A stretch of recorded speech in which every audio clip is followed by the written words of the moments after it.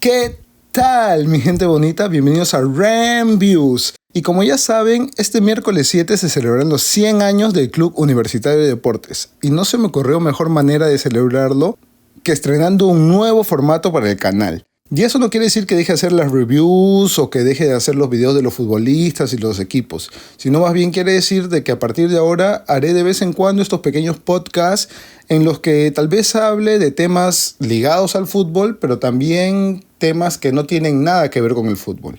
Así que bienvenidos a Rencast, el podcast más improvisado del mundo, y este primer episodio se llamará 100 años de historia, mi historia con Universitario de Deportes. Así que tengo que dejar en claro de que este video no hablará de cómo me hice hincha de Universitario, ni por qué soy hincha de Universitario, sino más bien hablará de cómo ha sido el transcurso de mi vida siendo hincha de Universitario en estos años hasta el centenario. Así que para comenzar quiero dejar bien en claro que el fútbol en sí a mí me empezó a atraer, si mal no recuerdo, fue por allá en el año 2006.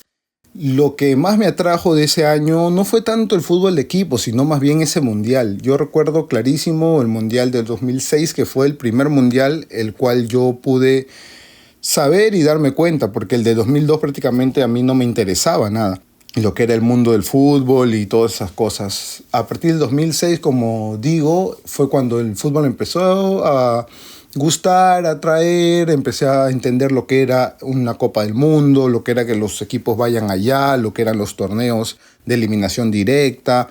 Ya para el siguiente año fue cuando yo por primera vez me empecé a enganchar con lo que era el fútbol de clubes y obviamente con la temporada de la U. Nunca voy a olvidar esa temporada 2007, una temporada que para mí siempre será recordada sobre todo por Mayer Candelo y su magia. Un jugador incomparable, prácticamente historia de la U, lastimosamente no pudo levantar un campeonato nacional, pero siempre será recordado, al menos por los jóvenes que vivimos ese tiempo, esas épocas, y que lo vimos jugar sobre todo, ¿no? Así que como digo, la temporada 2007 fue mi temporada en sí de iniciación. Recuerdo muchas cosas de esa temporada, pero sobre todo recuerdo que estuvo un viejo conocido del Perú y de la selección peruana, que era Ricardo Gareca, entrenando ese equipo. Ya después, en el siguiente año, el 2008, fue como decir la temporada que yo me afiancé y me di cuenta de que la U era mi equipo en sí, que ya lo era antes, como digo, por mi familia, por mi entorno en general, pero ya con la temporada de 2008 fue cuando yo realmente podía decir que yo soy hincha de la U, o me consideraba al menos, ¿no? Recuerdo esa temporada como si fuera ayer. Recuerdo jugadores míticos como el Vagón Hurtado, el mismo Malinga Jiménez, que fue un jugador que fue querido y odiado a la misma vez, tal vez más odiado. Y sobre todo me acuerdo mucho de Donny Neira, ¿no? Recuerdo que esa temporada, o la temporada anterior, mejor dicho, se termina yendo del equipo Mayer Candelo, si no mal recuerdo, a irse a jugar al Millonarios o no sé, a un equipo en Colombia. Entonces faltaba un jugador que fuera el creativo, que fuera el que distribuyera, y de la nada a Gareca se le ocurre poner al bidón Neira en esa posición. Neira, que era un jugador que era pues defensa central, si no me equivoco, y empieza a jugar ahí, sube mucho su nivel. Recuerdo los goles de tiro libre de Neira. O sea, prácticamente esa temporada, como vuelvo a repetir, fue la temporada que a mí me enganchó en el fútbol y me hizo darme cuenta que yo era fan de la U, ¿no? Recuerdo también cómo olvidar ese clásico mítico en el cual ellos nos meten el primer gol de penal, con un gol, si no mal me equivoco, de Boloña, el arquero argentino que pateaba penales. Y recuerdo que él se va al córner a celebrar y hace la celebración mítica del Vagón Hurtado, ¿no? Esa, la de la Biblia, y que todos se ponen para escuchar como quien dice la palabra. Y recuerdo que eso fue como una burla, una humillación. Ya faltaban pocos minutos para que terminara el partido y al final la U termina volteándolo con un gol que nunca se me va a olvidar, un gol del Malinga Jiménez, que venía siendo criticado, que nadie lo quería en el equipo y sin embargo mete ese gol, se quita la camiseta y lo va a celebrar. Malinga Jiménez, que hay que recordar que fue el primer Cueva, ¿no? El primer engreído tal y tal por Gareca, de esos jugadores que Gareca siempre confiaba. Eso fue el Malingas, el primero de la larga lista que tendría Gareca, porque siempre ha sido un entrenador que le ha gustado como que tener este jugador protegido en sus equipos, ¿no? Como digo, la temporada 2008 Fue una temporada que, si bien a la U le fue muy bien el torneo de apertura, ya después para el torneo de clausura creo que Gareca se termina yendo, no sé si a Vélez Sarsfield, no recuerdo, pero se va a media temporada y al final nosotros que habíamos ganado ese primer campeonato, para el segundo campeonato nos caemos, ni siquiera podemos llegar entre los 8 primeros, y eso hace de que al final no pudiéramos pelear por el campeonato nacional, ¿no? Ya la siguiente temporada fue una temporada de muchos cambios. Recuerdo que entraron estos del Grupo Santo Domingo, que fueron los que pudieron hacer los fichajes. La U se reforzó muy bien, obviamente por el nivel peruano, ¿no? Pero se reforzó muy bien, trajo jugadores extranjeros como Fito Espinosa, el chileno lateral, no recuerdo muy bien su apellido. Después también trajeron a jugadores como el Negro Galván.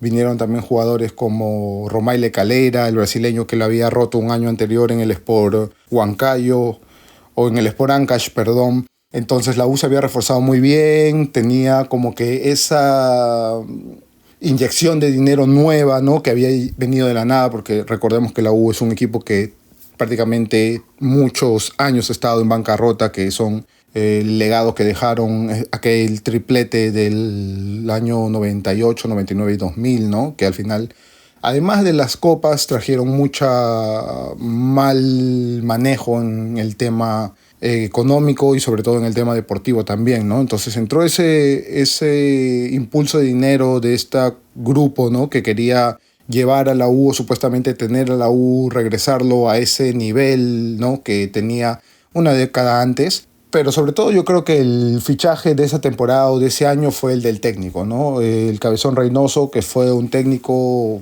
un jugador que sabemos todos que pasó por Alianza, pero después pasó por la U y al final terminó siendo un ídolo o siendo más reconocido aquí en la U que en Alianza, ¿no? Entonces vino Reynoso, él puso un equipo muy bien parado, priorizó mucho lo defensivo antes de lo ofensivo, como siempre Reynoso es su forma de ver el fútbol.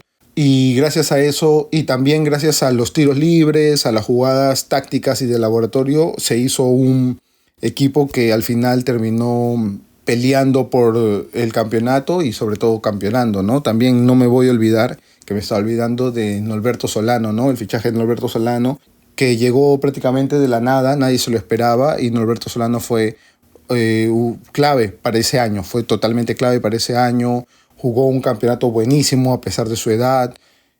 Fue capitán, recuerdo también, importantísimo en los tiros libres, importantísimo en las jugadas preparadas. ¿Cuántos goles no tuvimos de él gracias a centros de él?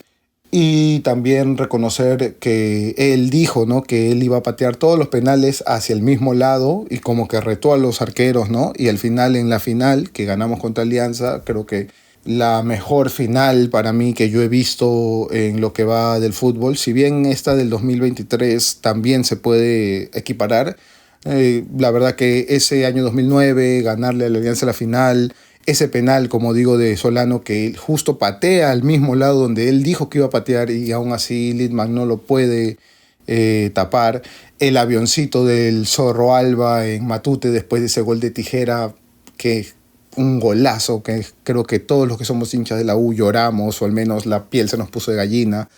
En ese momento, obviamente, se nos puso de gallina sin querer meter ninguna joda, pero se nos puso así porque realmente fue para muchos que comenzamos a ver la U, como yo digo, yo no puedo hablar de los años de los 90, no puedo hablar del campeonato del 2000 porque yo no lo viví. No sé lo que me hablan, ¿no? Sé que me dicen que estas cosas pasaron así o que el equipo era así, así.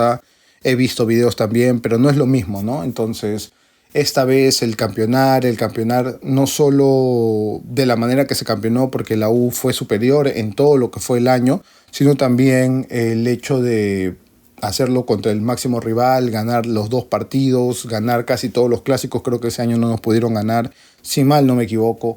Así que fue un año redondísimo, fue un año que hizo que toda la gente que estaba recién conociendo lo que era la U se encariñara realmente con el equipo.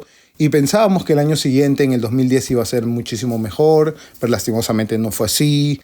Se vieron muchos casos, ¿no? Como digo, de este grupo que entró a hacerse cargo de la U, robó mucho dinero, escribió muchos contratos falsos, contratos que los jugadores firmaban simplemente para no poner en problemas al equipo, pero era dinero que al final la U se iba endeudando, y con el pasar de los años yo creo que esas deudas fueron comiendo al equipo, ¿no? Como digo, la temporada 2010 es prácticamente una temporada donde la U no jugó por nada, la 2011 igual, la 2011 incluso nos fue hasta peor, yo creo, que la 2010. Después la 2011 fue una temporada donde la U quiso, pero no había recursos, estábamos con esa con Grenco, que ya había entrado, ¿no? A hacerse cargo del equipo, a hacerse cargo de prácticamente todo la U como institución, y sabemos muy bien que esas personas no querían a la U, solamente querían vivir del club, sacarle todo el dinero posible. Estaban colisionados con Sunat y sabían lo que estaban haciendo, ¿no? Que era prácticamente robarle a la U hasta el último centavo que tuviera,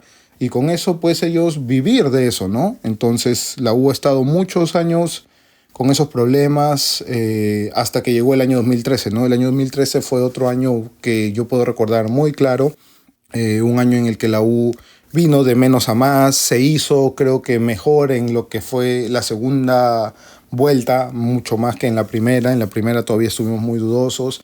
Ese año, para recordar así de antemano, vino Comiso, ¿no? A ser técnico, un Comiso que para mí fue un técnico muy querido, al menos en esa temporada. Ya después explicaré por qué dejé prácticamente de confiar en Comiso. Y también jugadores, pues, como quien dice, la Llena Gómez, el mismo Ruiz Díaz, que ya había estado en el 2009, es más, en la final en el Monumental tuvo un palo, pero bueno, ya era Ruiz Díaz, prácticamente estaba ya contrastado. Me acuerdo también de Sebastián Fernández, el otro uruguayo que también vino. Bueno, Reiner Torres, ¿no? Jugadores muy, pero muy importantes. El mismo Carvalho en el arco ya estaba. El Tyson Galiquio. Y muchos son más jugadores que pudiera nombrar y me pasaría horas hablando de ellos, ¿no? Pero en sí lo que quiero decir es que en el año 2013 fue un año muy competitivo para la U. Llegamos a la final. La final, el primer partido, prácticamente estábamos muy bien. Estábamos empatando, eso sí, y casi perdemos ese partido por un error de Romero, ¿no? Nunca me voy a olvidar esa jugada en el que el Chapo Ramúa hace la mague que va a patear y Romero hace un salto. Después, cuando voltea, le da la espalda totalmente a la jugada, y el Chapo Ramúa, un jugador que sabe muy bien rematar desde lejos, termina metiendo el gol y terminamos perdiendo 3-2 ese partido de visita. Y ya se venían los rumores que de repente lo iba a perder, que no íbamos a ganar esa copa. Ya después, cuando vinimos acá al Monumental en el partido de vuelta, cuando ellos creían que ya no iba a haber un tercer partido, la U en el Monumental los recibió, les terminó metiendo 3-0.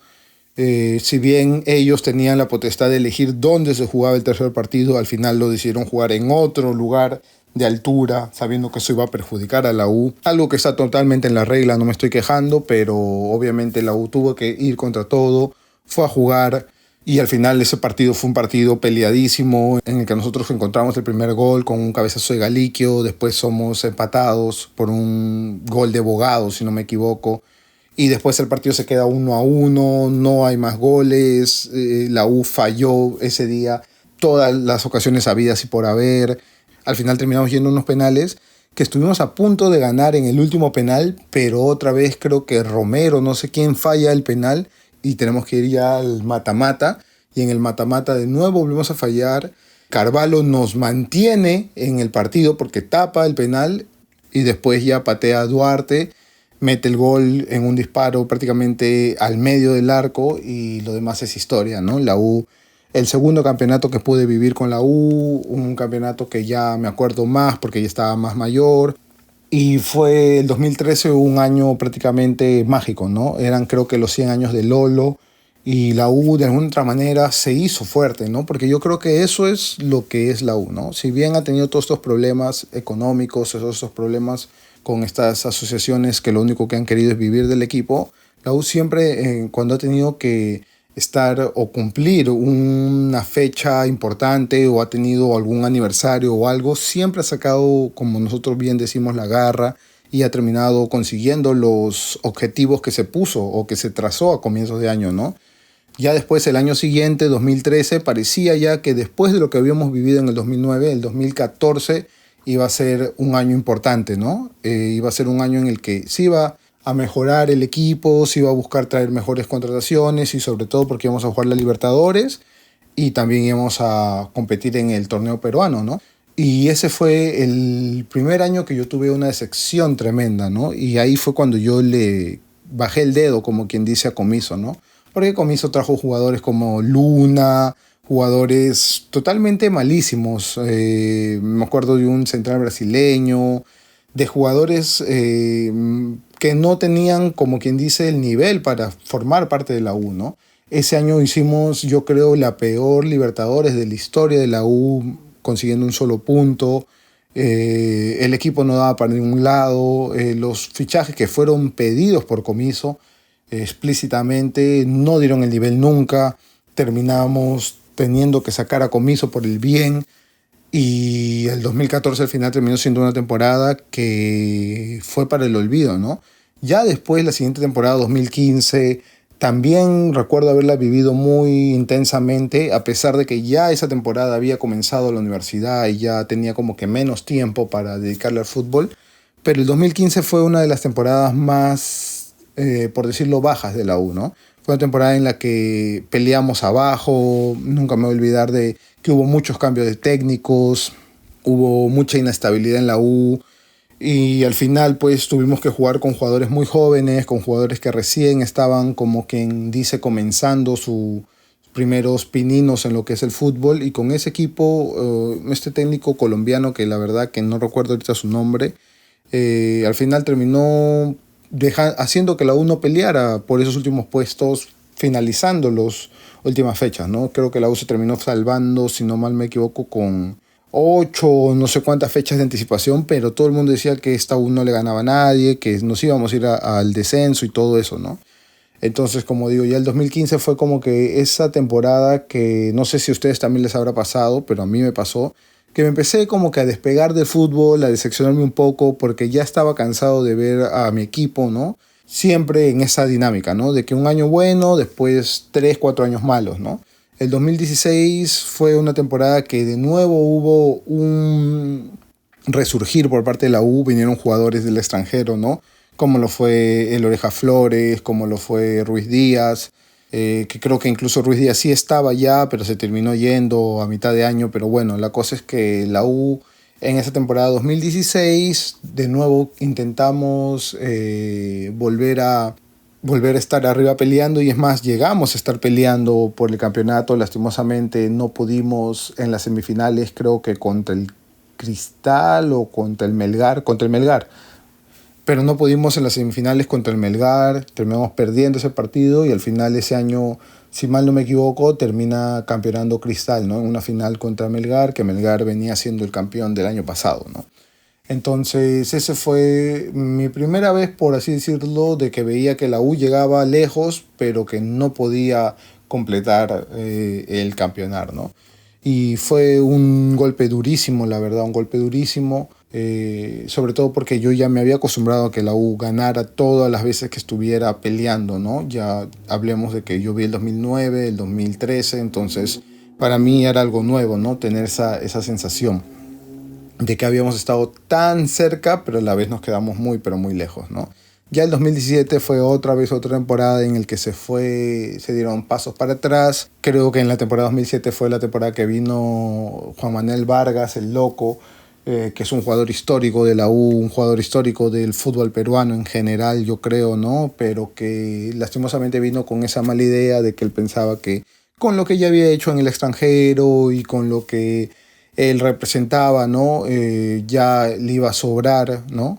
Para poder pasearse prácticamente en el fútbol peruano, ¿no? Lastimosamente, como todos sabemos, eso no fue así, porque el nivel que llegó el Loco Vargas fue muy, pero muy bajo. Es más, estuvo con varios kilos de más, también hay que decirlo. Y cualquier jugador de cualquier equipo de provincia agarraba a Loco Vargas, lo cogía mal parado y le hacía pues un nudo, ¿no? Entonces, esa temporada 2017 me la recuerdo muy bien por esos temas, ¿no? Que la U no se pudo volver a afianzar de nuevo o a crear un proyecto, ¿no? Para poder siquiera pelear por el campeonato, ¿no? Entonces ya llegaba por decirlo, Entonces ya llegaba un momento en el que muchos hinchas de la U empezaban a ver con malos ojos al equipo, ¿no? A darse cuenta de que estábamos condenados a pelear solamente por media tabla por estos temas que teníamos, ¿no? Como digo, sobre todo en lo que es para mí, ¿no? No quiero meterme en problemas ni nada, pero lo que era claramente robarle al equipo, ¿no? Robarle a una institución como la U, y estos dirigentes que teníamos en ese momento lo único que hacían era aprovecharse, ¿no? Ya el siguiente año fue peor aún, el año 2018, si todos se recuerdan, el año que todo el mundo se burlaba y que decía que la U iba a descender y todo esto. Ese año recuerdo muy claro que el técnico era Córdoba, ¿no? No sé si él vino, el chileno Córdoba vino o si estuvo de antes, pero sí me acuerdo que él fue el técnico que de alguna otra manera en el momento que más era, en el momento que era más difícil o más caliente el equipo, él decidió de alguna otra manera decir, ¿sabes qué?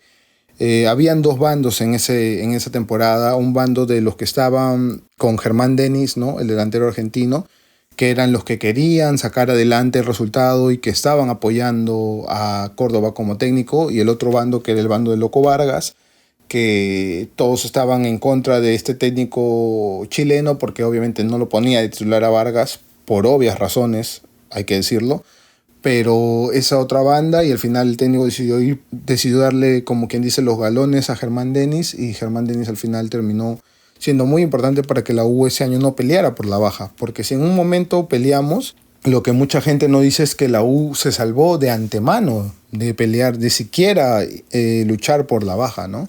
Recuerdo ese partido contra Sport Huancayo, que Germán Denis termina metiendo el gol, ese gol que se tira de cabeza por el balón, y la U después de ese partido prácticamente se salvó. Ya después ganamos los siguientes partidos, creo que perdimos uno que otro, pero ya estábamos fuera de la discusión, ¿no?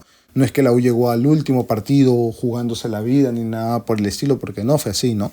Entonces el 2018 fue un año en el que la gente se volvió a juntar, yo creo, con el equipo, se volvió a armar esa familia que hay entre la U y su hinchada, ¿no? Y todo eso ayudó para que la U pudiera pasar por ese mal momento, ¿no? Y muchos de nosotros, hinchas de la U, decíamos, si realmente tuviéramos gente en la dirigencia que quisiera el club, con lo que nosotros movemos como hinchas, con lo que la U mueve como institución, como club de fútbol, la U puede salir adelante, ¿no? Puede llegar a aspirar por cosas mejores, ¿no? Como digo, ya nos estábamos acostumbrando a solamente pelear por media tabla. Si era un buen año era entrar a Sudamericana, y si no, pelear la baja, ¿no? Y eso es algo que un club tan grande como la U o cualquier club grande no se puede permitir, ¿no?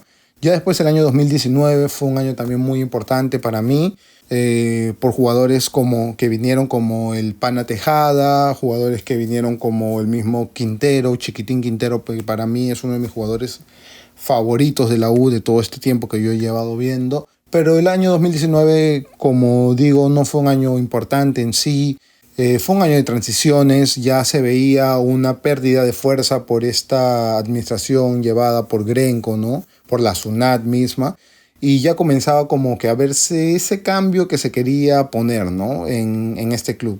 A pesar de que esa temporada no fue una temporada buena en lo deportivo, fue una temporada buena para trazar lo que sería el cambio que después llegaría, ¿no? En estos últimos años, y que haría que la U pudiera volver a estabilizarse como institución, ¿no? Que era lo más importante.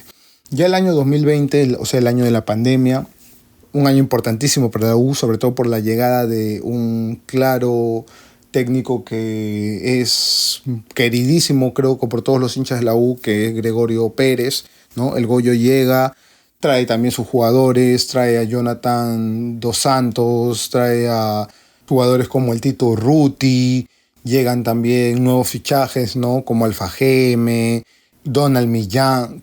La U formó un buen equipo, ¿no? Incluso creo que Hover también llegó esa temporada, no sé si llegó la anterior, pero la U ya había formado un mejor equipo, sobre todo un equipo para competir en lo que es la Liga Peruana, ¿no?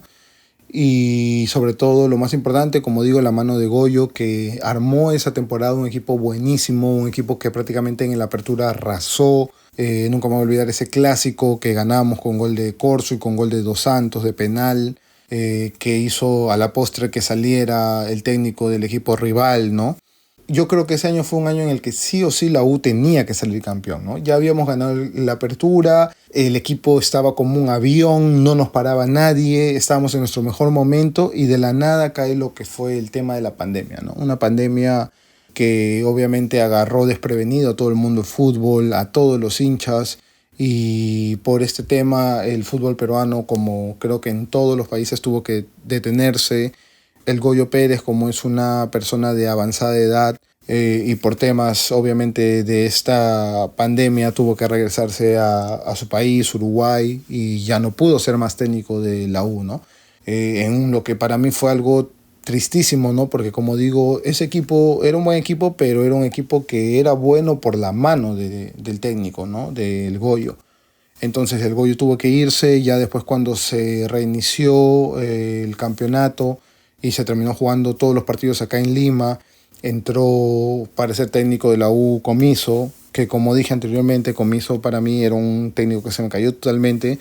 Sin embargo, esa temporada para mí me pareció buena el hecho de que Comiso llegara porque ya entendía el club, ya había salido campeón, ya sabía cómo era la presión de la U, entonces de alguna otra manera dije, ok, está bien, vamos a darle una chance. No se volvió a ver nunca más en esa temporada del fútbol que se vio cuando estuvo el Goyo al frente del equipo, pero se veía una U que todavía estaba peleando, ¿no? Y que tenía las más grandes chances para llegar a ser campeón, ¿no? Lastimosamente no pudimos ganar de clausura y al final tuvimos que jugar una final contra Cristal, una final que es prácticamente mi primera vez que yo vi a la U perder, ¿no?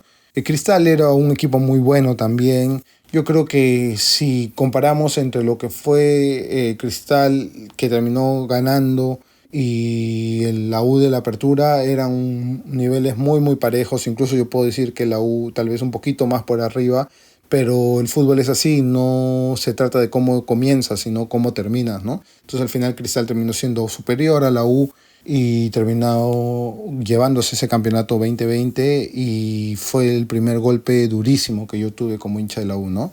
Perder una final para nadie es algo que sea bonito o algo que esté esperando, ¿no? Y muchísimo menos para un hincha de la U, que la U prácticamente una final no había perdido en mucho tiempo, ¿no? Prácticamente final que la U llegaba era final que ganaba, ¿no? Entonces a mí y creo que a toda la generación anterior, incluso a la mía, nos chocó mucho porque nunca habíamos visto que eso sucediera, ¿no? Es más, yo recuerdo cuando perdimos el primer partido en la ida, yo dije, vamos a ganar, no hay ninguna manera de que la U no campeone. Y yo tenía toda la confianza para el partido de vuelta, la verdad. Soñaba con un partido en el que la U iba a demostrar lo que era la garra y demostrar sobre todo lo que era la casta de la U, ¿no? Y recuerdo muy claro que la U en el segundo tiempo, ¿no? Mete el gol de Chiquitín Quintero y ya con ese gol yo dije, este es el momento, la U se levanta, pero sin embargo, minutos después llega un gol, creo que es autogol de Alfa Geme, ¿no? En un blooper que tiene Alfa Geme con Carvalho.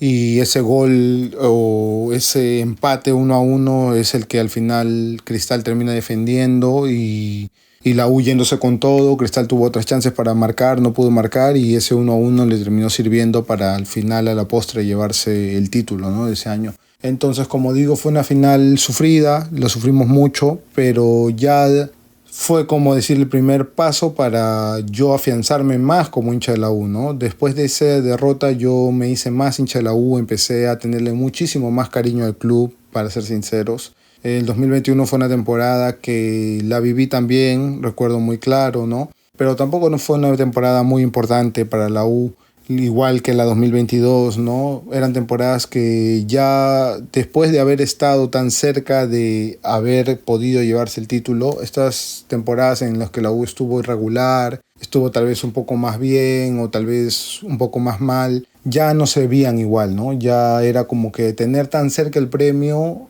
y después ya no pelear por nada, ya no era algo que nosotros quisiéramos volver a pasar, ¿no?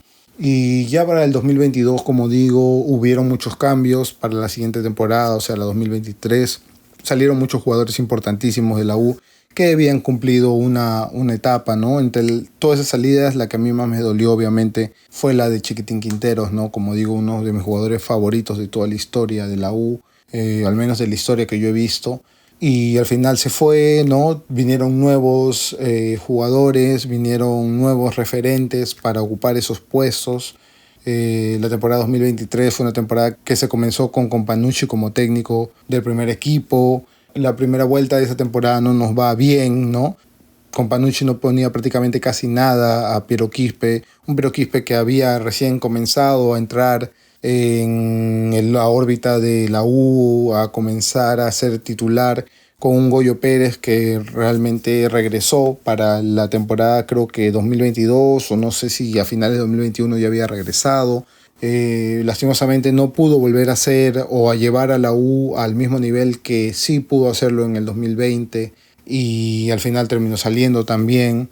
Como digo, con la llegada de Companucci muchas cosas cambiaron, jugadores que contaban la temporada pasada dejaron de contar, y al final Companucci no pudo llevar bien la U. Perdimos ese clásico prácticamente 4-1, la Alianza nos dio un baile en el Monumental, y ese fue el partido que terminó haciendo que Companucci saliera del equipo. Y a la postre eso sería la mejor decisión que nos pudo haber pasado, puesto que llegaría Fossati, un Fossati que venía con esas mismas, por decirlo, características que tenía Gregorio Pérez, ¿no? De ser uruguayo, de ser un técnico ya con mucha experiencia, de ser un técnico que sabía lo que jugaba, que tenía una formación que le gustaba, ¿no? Y que sobre todo ya había estado en muchos equipos también con la misma grandeza y presión de la U, y ya sabía lo que era llegar a un grande y llegar con la presión que tiene la U, ¿no? Sobre todo una presión ya de un equipo que llevaba años, ¿no? Sin campeonar, y que quería terminar con esa mala racha negativa, ¿no? El clausura que se hace la U esa temporada fue prácticamente perfecto. No perdimos algunos partidos, estuvimos a punto de no llegar a esa final contra Alianza. Alianza ese año venía muy bien, ¿no? Como ya los años anteriores, que había llegado a ser hasta bicampeón, y al final la U en los últimos momentos se termina metiendo en la final, ¿no? Una final que no llegamos siendo los favoritos, debido a que el otro equipo consideraba que eran superiores a nosotros, pero sin embargo en lo futbolístico la U era el favorito. En lo que se veía en el campo, la U era el favorito, y así se demostró en las dos finales, ¿no? A pesar de que la primera final terminamos empatando 1-1 con un gol al último minuto, también de un blooper de la defensa, ¿no? Una barrida de Polo que quiere salvar el balón y termina dándole un pase perfecto para el Gaby Costa. El Gaby Costa pone el 1-1 en esa final y pone toda la presión en la U, ¿no? Una U que había sido superior, pero sin embargo Alianza con tan solo un remate ya nos había podido empatar, ¿no? Entonces mucha gente, muchos hinchas de Aliancita decían, ¿no? Si nosotros sin saber jugar ni nada, mira que no nos han podido ganar, imagínate ahora recibirnos en nuestro estadio, con nuestra gente, van a perder y todo eso. Y fue un partido muy, muy complicado. Un partido que yo estaba muy nervioso, la verdad que yo veía posible el hecho de que Alianza nos pudiera de alguna otra manera ganar con un gol de espalda, con un gol, como ya sabemos que Alianza ganaba, ¿no? Esas finales, porque prácticamente las finales que ganó, creo que solamente con la de Cristal en el 2021, pero después no mereció ganar contra Melgar. Entonces yo creo que eso podía volvernos a pasar, pero la U llegó a ese partido contra la Alianza sobre todo con la confianza que le daba el técnico de saber que éramos superiores, ¿no? Porque eso era lo que se había demostrado en el primer partido. Entonces la U llegó sin presión, sabiendo de que estaba en la mejor chance para poder llegar a hacer algo histórico, ¿no? Que era volver a campeonar en el estadio del equipo rival, y campeonar sobre todo otra vez ganando otro clásico, que era lo más importante. Entonces, cuando llega ese partido, la U prácticamente desde el primer minuto sale a querer atacar, y así es como marcamos el primer gol con un cabezazo de Orejas, ¿no? De un desborde de Dandy Polo, y marcamos el primer gol, como digo, en el minuto 2. Ya después de ese gol fue totalmente un baile por parte de la U. Tuvimos siempre el balón, Alianza no podía dar ni 3 pases, no podía ni siquiera llegar al arco, creo que no tuvieron un solo remate al arco, ¿no? En lo que fue el primer tiempo. Ya después en el segundo tiempo la U siguió, fallamos muchas ocasiones, que eso fue lo preocupante de ese partido, fallamos muchas ocasiones, sobre todo de parte de Valera, que ese día estuvo con la definición prácticamente, que ese día estuvo como escopeta de feria y se fallaba todo lo habido y por haber. Y la U se empezaba a complicar, pero a la vez Alianza no demostraba, ¿no? Que podía realmente llegar a llevar miedo en el arco de Carvalho, ¿no? Y así fue como llegamos al minuto 80, en una jugada en el que Valera trata de meter un pase, ¿no?, de la muerte a Quispe, pero se va muy largo. Quispe logra que el balón no se vaya, se va por la banda, toca con Polo se le regresa, Quispe le da el pase a Calcaterra y cuando todos pensábamos que Calcaterra iba a abrir a la derecha, Calcaterra termina perfilándose para él y termina metiendo un golazo de rosca que dejó totalmente arrodillado al Mono Campos, y la U ganaba 2-0. Y ya prácticamente faltaban solamente 10 minutos para que terminara el partido y ya la Alianza estaba prácticamente derrotada, ¿no? No solamente futbolísticamente, sino también anímicamente. Ya después la gente empezó a tirar las bengalas, no dejaban que el partido siguiera, insultaban a la cúpula de la U que estuvo ahí a borde de la cancha. Y ya para ponerle la cereza en el pastel, terminan apagando las luces y termina sucediendo lo del apagón, ¿no? Que fue para mí una de las maneras más vergonzosas en las que un club de fútbol o una institución puede perder, ¿no?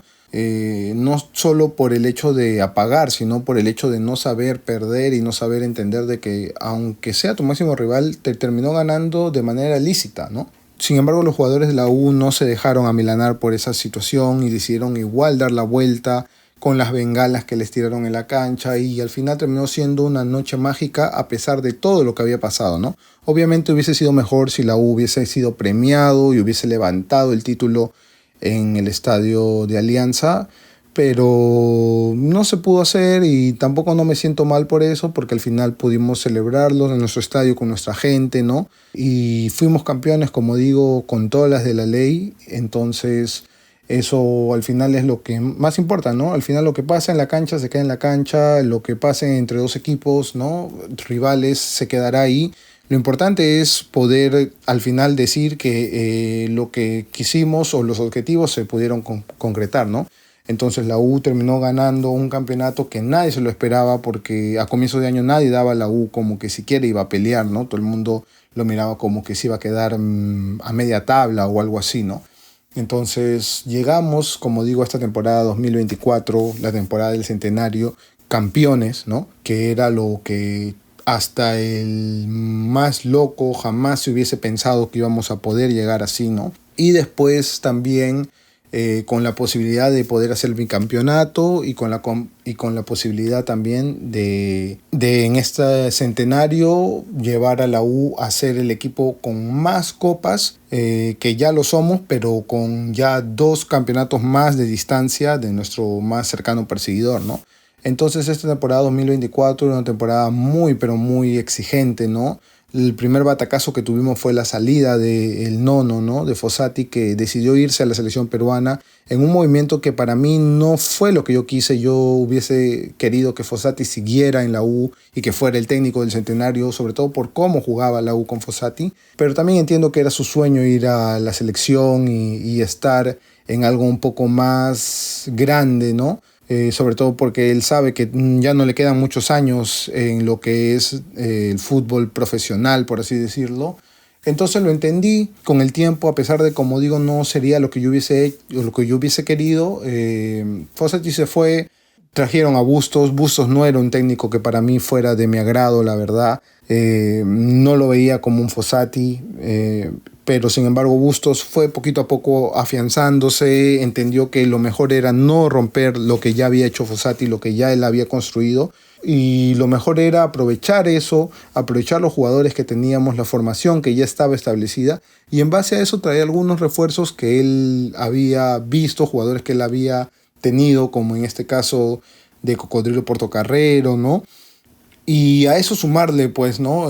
Otros jugadores que ya habían sido voceados para la U y al final terminaron llegando, ¿no? Como es el caso de Jairo Concha, el caso de Christopher González, que al final todos sabemos que no fue bien.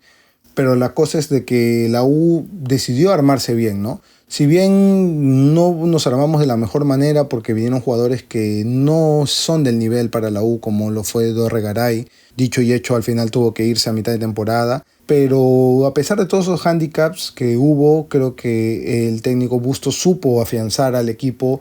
La U compitió muy bien en esta Copa Libertadores, a pesar de que quedamos eliminados y no pudimos ir a la Sudamericana. Y en lo que va el campeonato de la Liga 1, la apertura, nosotros lo jugamos prácticamente de la mejor manera, tanto así de que terminamos creo que con 0 derrotas o una sola derrota, y sobre todo con muy pocos goles en contra y con muchos goles a favor, y prácticamente en una pelea contra el Cristal que ganamos la apertura simplemente por los goles, ¿no? Porque los dos teníamos los mismos puntos, ¿no? En ese partido contra Chancas, que la U necesitaba meter 4 goles y los metimos, ¿no? Entonces llegamos ahora, como digo, a este centenario siendo campeones de la apertura, siendo los vigentes campeones del año pasado, y ahora luchando por este torneo de clausura que aún lo tenemos ahí, ¿no? No está todavía perdido, tampoco no está decidido, estamos a 2 puntos nomás del puntero. Entonces yo creo que no hay mejor manera para celebrar los 100 años que de esta manera, ¿no? Dejando el club arriba, teniendo unos dirigentes que realmente quieren al club, ¿no? Tengo que decirlo, Gian Ferrari y la muñeca Barreto, ¿no? Sobre todo la U, que está teniendo dinero, está pudiendo hacer planes, ¿no? Para que los hinchas apoyen, para que los hinchas vayan. Prácticamente todos los partidos que la U juega, lo juega a lleno total, ¿no? Cuando la U también va a jugar de visita también hay mucha gente que se moviliza. Entonces yo creo que este año tenemos todas las oportunidades para poder campeonar, todo está en nuestras manos, depende de nosotros, ya estamos en la final si es que nos mantenemos entre los primeros puestos del acumulado. Entonces yo creo que no hay mejor manera, como digo, de llegar a los 100 años. Espero que este sea un año como todos los años que la U ha tenido que jugar cosas importantes, que podamos también conseguir el objetivo a final de año. No podemos caer en la soberbia de creernos ya lo mejor. La U es un equipo grande que está en vías de construcción nuevamente, que estamos creciendo ahora y tratando de construir cosas, ¿no? Para el futuro. Tenemos al equipo de fútbol femenino también, que está pues dándolo todo y que está dejando muy bien a la U también. El año pasado, como digo, fuimos campeones tanto del masculino como del femenino, ¿no? Y con eso quiero decir de que en estos años que yo he sido hincha de la U, ¿no? En este tiempo, ¿no? Como digo, desde el 2007 hasta esta temporada 2024, no ha sido fácil ser hincha de la U. Ha sido un camino de subidas y bajadas, de grandes decepciones, de grandes logros también. Ha sido pelear o sentirse robado por la misma gente que ha estado dentro de la U. Ha sido también el poder tocar el cielo ganándole a nuestro clásico rival, ¿no? Pero sobre todo lo que yo quiero destacar es de que siempre yo he visto que la hinchada de la U, a pesar de que hemos estado mal o que hemos tenido estos malos años, como he comentado, siempre ha apoyado. Nunca yo he visto que la U sea un hinchaje o que la gente de la U hinche por la U de manera, o como dicen, por modas, ¿no? Siempre han habido esa gente que ha defendido la U, incluso hasta en los peores momentos. Yo recuerdo en los peores momentos de la U, yo salía con mi camiseta, yo veía gente con su camiseta en la calle, ¿no? Entonces, lo más importante yo creo que es el seguir unidos, el seguir apoyando al equipo, el seguir yendo, comprando, apoyando como tú puedas, ¿no? No quiero simplemente decir de que necesitas pagar o darle al club dinero para apoyar. Ya con simplemente alentar, con simplemente el tener ese cariño, ver los partidos por televisión, ya estás apoyando. Pero lo más importante y lo que quiero remarcar, para mí un club grande tiene que ser un club grande o tiene que mantenerse en la pelea a través de los años, ¿no? Para mí no vale nada el campeonar en el 2009 como lo hicimos, pagando contratos fantasmas y haciendo todo eso, si después ese campeonato va a hacer de que los próximos 10 años haya sequía, ¿no? Yo prefiero 1000 veces el construir cosas y que se campeone cada 2 años, cada 3 años, pero que se campeone regularmente, a vender el alma para campeonar una vez y que después sea hambre para los años que vienen, ¿no? Entonces yo creo que eso es lo más importante que está haciendo esta directiva, ¿no? Es mantener a la U en lo más alto, ¿no? No solo deportivamente, sino también financiera y económicamente. Y con eso es con lo que ya más me quedo satisfecho, ¿no? Porque sé que hay gente en la U, dentro de la U, que realmente quiere a la U y que quiere ver a la U en lo más alto, que es lo que la U como club, como institución y históricamente se merece, ¿no? Y bueno, gente, eso era todo lo que tenía que decir. Como digo, este es un pequeño podcast que estoy haciendo un poco experimental. Todavía lo voy a cernir más para los siguientes capítulos que haya, los siguientes episodios. Voy a traer más gente, vamos a hablar, como digo, de otros temas. Tengo varios temas ahí que quiero tocar, ¿no? Pero poco a poco iré explorando más este formato, ¿no? Para hacerlo de la mejor manera. Igual, como vuelvo a repetir, los reviews seguirán. Este partido que viene este domingo contra Huancayo, estaré ahí, lo veré y después sacaré la review. Haré otros videos también de algunos jugadores de Perú, algunos jugadores de la U más adelante, conforme se me vaya haciendo espacio para poderlos meter esos temas. Así que bueno, esto es solo el comienzo de este proyecto. Muchas gracias a todos los que me escuchan, a todos los que me apoyan, los que les dan like, los que comparten. Espero que este video les pueda gustar. Más adelante, si quieren, podré hablar otros temas acerca de la U, como digo. Y eso es todo por hoy conmigo. Muchas gracias por escuchar Rencast, el podcast más improvisado del mundo. Y yo me despido ahora, pero nos veremos en un próximo video. ¡Chao!